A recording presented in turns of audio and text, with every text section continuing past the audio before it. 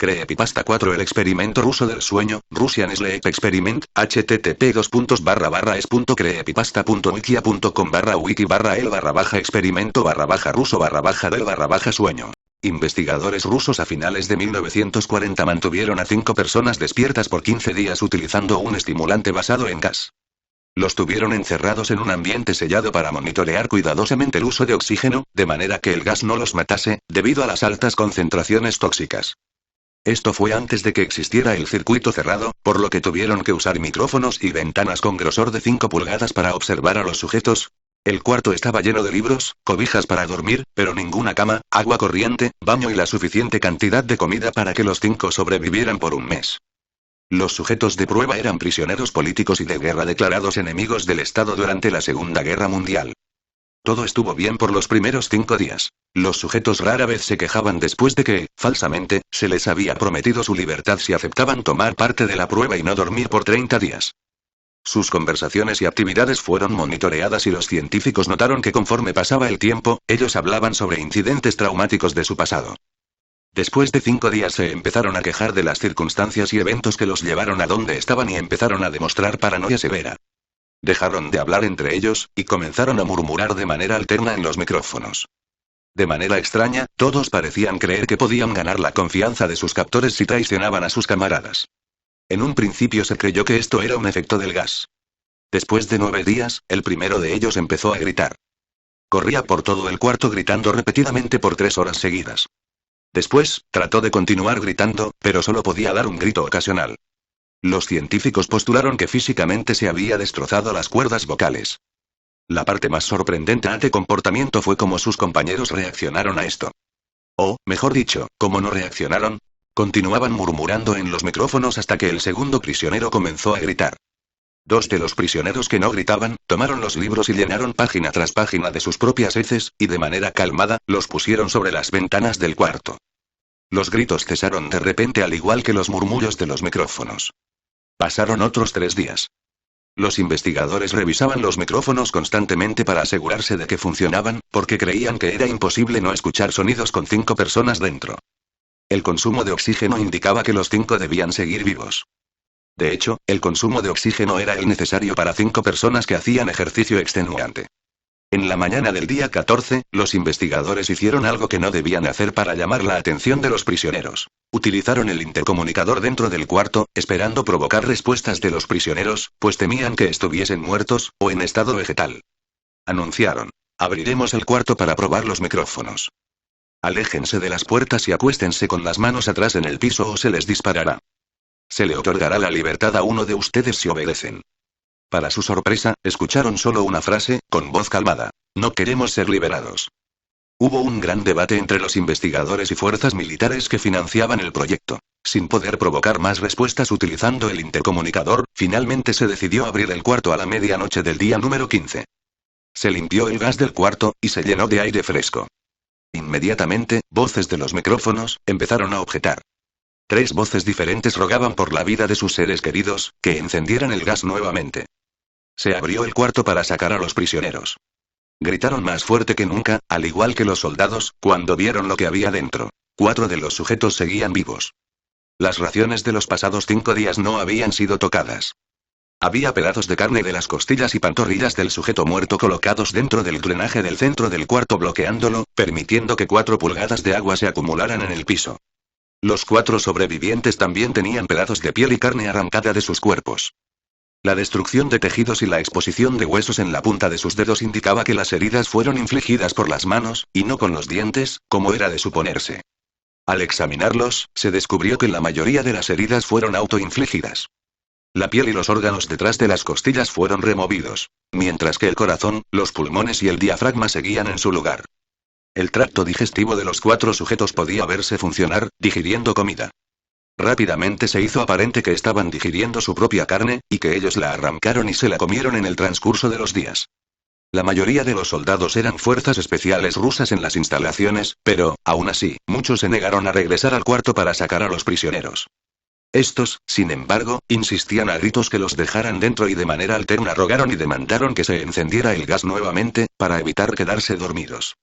Para sorpresa de todos, los sujetos pusieron una resistencia feroz durante la extracción. Un soldado ruso falleció cuando uno de los sujetos le mordió el cuello, otro fue gravemente herido cuando otro de los prisioneros le mordió la arteria femoral y los testículos. Otros 5 soldados perdieron la vida, si se cuentan aquellos que se quitaron la vida en las semanas consecuentes al incidente. Durante la lucha, uno de los prisioneros dañó su brazo, sangrando de manera casi inmediata. Se intentó sedar al sujeto, pero fue imposible. Se le inyectó más de 10 veces de la dosis humana de morfina, y aún así luchó como un animal rodeado, rompiendo las costillas y un brazo de un doctor. Se veía latir su corazón al máximo por 2 minutos completos, mientras se desangraba, y continuó gritando por más de 3 minutos, atacando a quien se le acercara, repitiendo la palabra más una y otra vez, cada vez más débil, hasta que cayó en silencio. Los otros 3 sobrevivientes fueron inmovilizados fuertemente y llevados hacia instalaciones médicas. 2 de ellos, con cuerdas vocales intactas, demandaban continuamente más gas para permanecer despiertos. El más herido de los 3, fue llevado al único cuarto de cirugía que había en las instalaciones. En el proceso de su preparación para colocar nuevamente sus órganos en su lugar, se notó que el sujeto era totalmente inmune a los sedantes. Peleó furiosamente cuando el gas anestésico se le estaba colocando. Se necesitó un poco más de anestesia de la normal para sedarlo, pero al momento que sus ojos se cerraron, su corazón se detuvo. En la autopsia, se encontró que en su sangre había 3 veces la cantidad normal de oxígeno. También se rompió 9 huesos en la lucha para no ser controlado. El segundo sobreviviente, era el que primero gritó del grupo. Con sus cuerdas vocales destruidas, no pudo objetar la cirugía, y solo reaccionaba agitando violentamente la cabeza en desacuerdo cuando se le administraba el gas anestésico. Afirmó violentamente con la cabeza cuando alguien sugirió hacer la cirugía sin anestesia, y no reaccionó durante la misma, que duró 6 horas en la cual se intentó reemplazar sus órganos abdominales y cubrirlo con lo que quedaba de su piel. El cirujano afirmó que era médicamente imposible que el sujeto siguiera con vida. Una enfermera aterrada que ayudó en la cirugía comentó que la boca del paciente formaba una sonrisa cada vez que sus ojos se encontraban. Cuando la cirugía terminó, el sujeto miró al cirujano y empezó a hacer sonidos fuertemente, como tratando de hablar. Asumiendo que esto era de gran importancia, el cirujano le entregó un papel y una pluma, para que el paciente pudiera comunicarse. Sigue cortando, escribió. Se le hizo la misma cirugía sin anestesia a los otros 2 sujetos.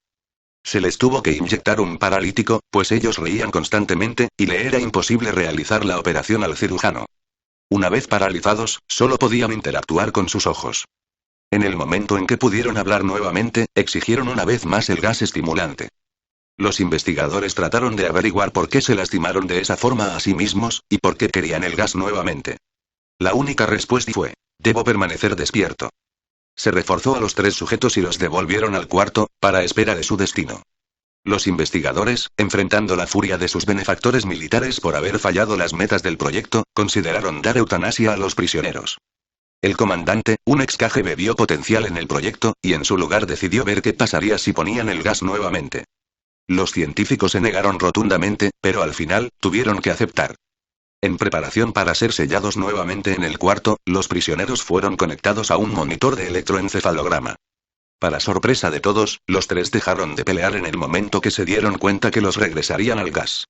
En este momento, era obvio que los 3 estaban haciendo un gran esfuerzo por mantenerse despiertos. Uno de los prisioneros estaba murmurando una canción. El sujeto mudo peleaba con sus ataduras de piel, como si tratara de enfocarse en algo. El último sujeto mantenía su cabeza en la almohada, y parpadeaba rápidamente. Siendo este el primero al que se le puso el electroencefalograma, la mayoría de los investigadores monitoreaban sus ondas cerebrales con sorpresa. Eran normales la mayor parte del tiempo, aunque algunas veces aparecía una línea recta de manera inexplicable. Parecía que repetidamente sufrían de muerte cerebral. Mientras analizaban los datos, una enfermera notó que los ojos del sujeto se cerraron. Sus ondas cerebrales cambiaron inmediatamente por las de sueño profundo, luego se pusieron rectas, y de manera simultánea, su corazón se detuvo. El único sujeto que quedaba que podía hablar comenzó a gritar para que lo encerraran en ese momento. Sus ondas cerebrales mostraban las líneas rectas del sujeto que acababa de morir por quedarse dormido. El comandante dio la orden de sellar el cuarto con los 2 prisioneros dentro, junto con 3 de los científicos. Uno de los 3, inmediatamente tomó un arma y abrió fuego contra el comandante, matándolo de un tiro entre los ojos. Después apuntó al prisionero mudo, y le voló el cerebro. Apuntó al prisionero que quedaba vivo, mientras que los demás investigadores escaparon del cuarto. No me encerrarán con estas cosas. No contigo.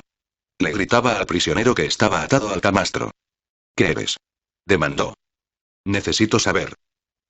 El prisionero sonrió. ¿Tan fácilmente te has olvidado de mí? El prisionero preguntó. Somos ustedes. Somos la locura que está encerrada en todos ustedes, rogando por libertad en cada momento de tu vida, desde lo más profundo de tu mente animal.